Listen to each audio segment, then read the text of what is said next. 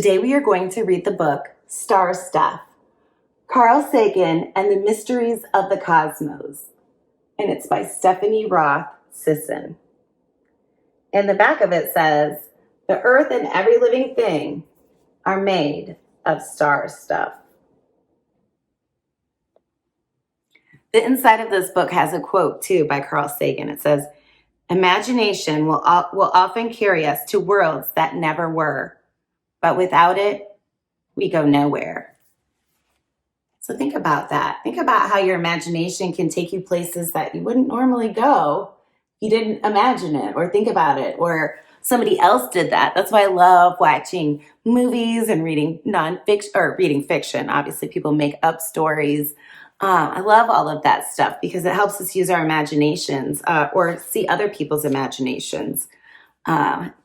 Just think about that. Think of how you use yours. All right, we're going to look at the dedication. It says, to my dad, Brian Roth, another boy who looked up at the stars in wonder and shared that wonder with me. Stephanie Roth Sisson said that. So once again, it's called Star Stuff. And right here, it's got a little note. It says Milky Way. It says Triangulum, Andromeda. Also, it's looking like it's a whole bunch of galaxies here. Let's see, get my light. All right. In the Milky Way galaxy. So that is where we live, in the Milky Way galaxy. Not to be confused with the candy bar. In a neighborhood of stars. See the sun? And they have an arrow here. On the third planet from the sun. See Earth?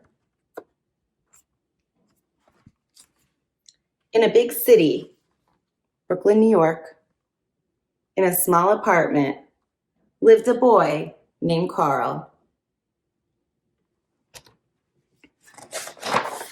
Carl was curious about everything. He found the world around him astonishing. His imagination took him out of his neighborhood. See him imagining with the rocket ship there.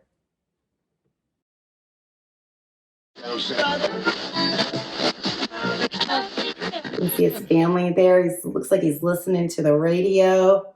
See what the radio announcer says. The radio announcer says, announcing the 1939 World's Fair. Come see the world of tomorrow. 1939? Okay, so this tells us when the story is taking place. That's over 80 years ago. So this is obviously taking place long ago. So the World's Fair was like nothing Carl had ever seen before. There was a mechanical man. He says, wowie! And a time capsule filled with messages to the future. I'm going to turn this just a bit. Here we go. Carl thought about the stars hanging down like light bulbs on long black wires. What are they?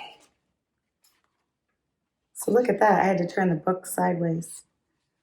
So you can see the city there. See all the stars. See that? Do you ever look outside and see the stars and, oh, wonder what happened?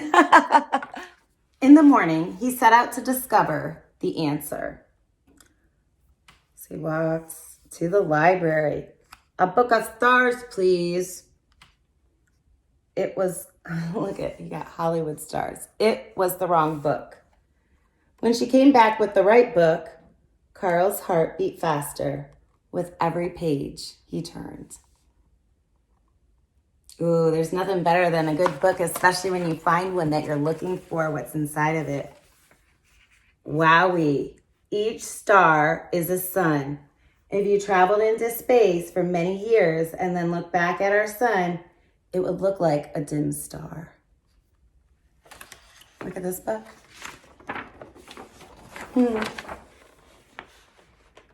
Carl read that many scientists suspected that other stars had planets circling around them too. Our star is a big ball of fiery gas held together by gravity. 8 planets, including Earth, orbit around it in our solar system.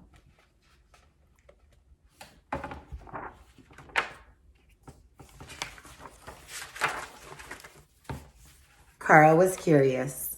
He imagined what he would find if he would travel to the stars. Look at what he's imagining. See all those pictures?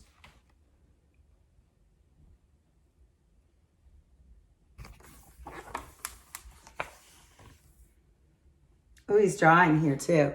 United Earth Moon Colony. United Earth Planetary and Interstellar Space Exploration. He's got a Jupiter Center. Looks like he's got astronaut parents. Saturn Outpost.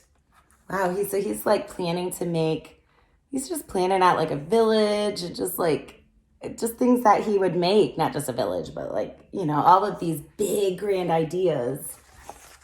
That's really cool. He read stories written by people who imagine what life might be like on other planets. His favorite character, John Carter, could stand with his arms outstretched and wish himself to Mars.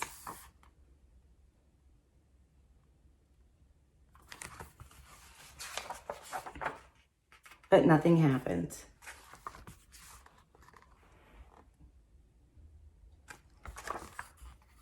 Carl set out to learn more. He studied life and space. Wait a minute, look at him now. He's older. Oh, he's graduated. And he became Dr. Carl Sagan. Ooh. Carl longed to know what other planets were really like. He worked with other scientists to send mechanical explorers to investigate the planets closest to us. So I can see we've got Mariner 2 going to Venus, Mariner 9 going to Mars, Pioneer 10 going to Jupiter. And look at those images of him. See, well, I mean, they're drawings, but you can see he's grown up from what we saw at the beginning. You can see Earth, Viking 1, and on Mars. So they took pictures and gathered data and sent them back to Earth. See that, Carl? So it said that he sent mechanical explorers. So when we say mechanical explorers, you can think of mechanical, something that's a machine. So not a person, okay? No people are going to where he's sending them, at least right now in what we're reading. It gave Carl goosebumps to think about what he had learned about the stars, planets, and the beginnings of life. He wanted everyone to understand so that they could feel like a part of the stars as he did. So he went on television.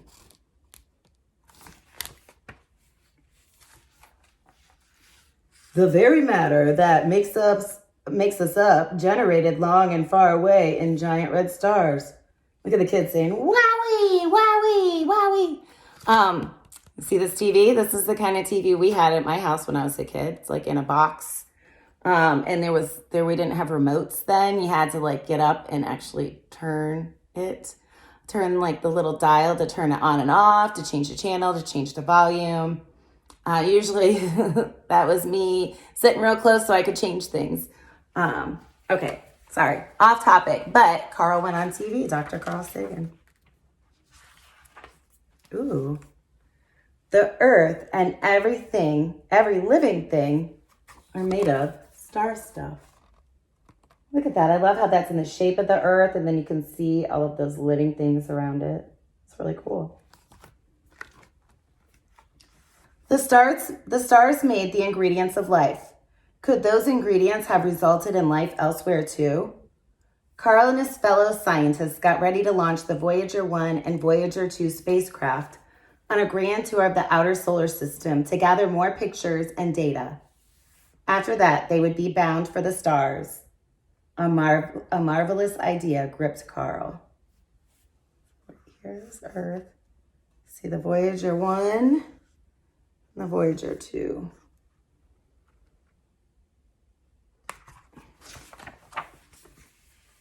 A message from our world could be attached to each spaceship, like a time capsule, and taken beyond our star.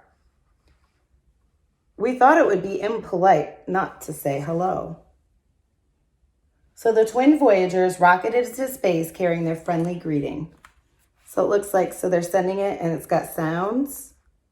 It's got greetings. It says, oh, it looks like it says hello in lots of different language. It says, hello from the children of the earth. I don't know how to say that or that or that, but I'll show you those. Bonjour, tout le monde.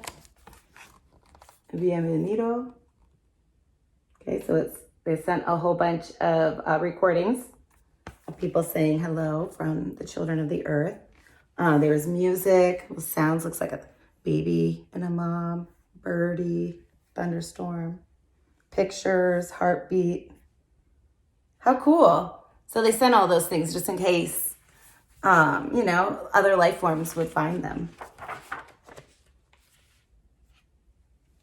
They traveled through our solar system and continued farther than any other spaceships had gone before. A curious man made of star stuff launched a spacecraft on an adventure to explore beyond our neighborhood of planets.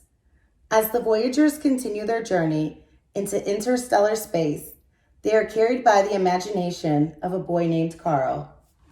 Wowee!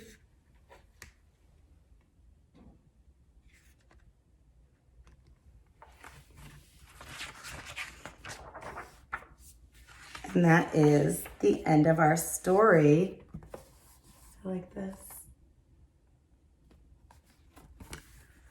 So it looks like we've got an author's note here at the end. I'm going to read this. I like Carl Sagan because he's going to tell you exactly what I said to you before. It says, when I was a kid, science was a dull subject to me. That was the same for me. I didn't connect with it. Wasn't my favorite subject. So I like that. It seemed distant and unrelatable. Then, in 1980, something happened that changed how I thought about science. Carl Sagan's Cosmos, A Personal Voyage, aired on TV.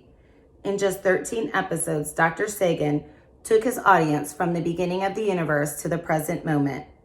He explained what scientists understood and suggested what we might understand someday. After I watched it, I began to see the world in a different way. Dr. Sagan's love of his subject was contagious, and the fact that we are made of star stuff gave me a feeling of great joy. Like him, I found myself filled with excitement about what we will discover next. By the way, so Carl Sagan didn't say that. I'm sorry. It was the author, Stephanie Roth Sisson. But same with me. I really struggled to connect with science until I became an adult, until I became a teacher. Whoa. So, it's interesting how sometimes things that maybe are a part of our journey, how it can kind of change what we think later on. All right, I'm going to keep reading the author's note. The most difficult thing about writing a biography of Carl Sagan is that he was so many things: father, explorer, activist, educator, astrophysicist, philosopher, optimist, and skeptic, poet and science fiction author. He was born in 1934, and until his death in 1996, he was at the cutting edge of modern space exploration. He briefed the Apollo astronauts before their trip to the moon. He speculated about life on other planets, and he helped send unmanned space probes to investigate space. The Voyager mission was the grandest of these projects and embodies both his dedication to scientific discovery and, through the inclusion of the golden record, his attitude of goodwill. Carl Sagan's love of science fiction and his active imagination, combined with his knowledge as a scientist, gave him a unique voice. He wrote books, papers, and articles, and went on television to explain the great discoveries of science to millions of people all over the globe. His poetic manner of writing and speaking inspired generations to look up at the night sky and wonder. In his biography, I wanted to tell the story of how a boy from Bensonhurst, Brooklyn, New York, became one of the world's most beloved and recognized scientists. How did Carl Sagan go from wondering about the stars as a kid to exploring them through his scientific research? He said of himself, "It has been my enormous luck.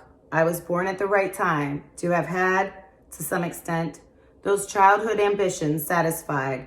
I've been involved in the exploration of the solar system in the most amazing parallel to the science fiction of my childhood. For me, the continuum from childhood wonder and early science fiction to professional reality has been seamless. It's never been, oh gee, this is nothing like what I had imagined. Just the opposite. It's exactly what I had imagined. And I feel so enormously fortunate." So Carl Sagan said that. Through wonder, imagination, and his love of science, Carl knew that he was part of a very big place. He was truly at home in the universe. So that is the end. And there are all kinds of like notes and a bibliography and other resources and source notes and a little special thanks.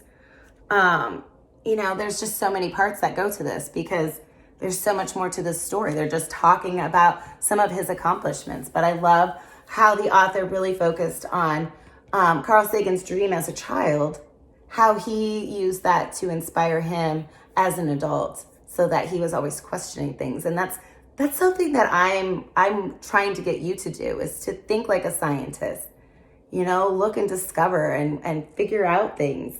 Maybe it doesn't become a career for you. Maybe it does. Who knows? But, to follow those things that you're interested in and learn more. So I hope you enjoyed this story and enjoyed learning about Carl Sagan. Peace.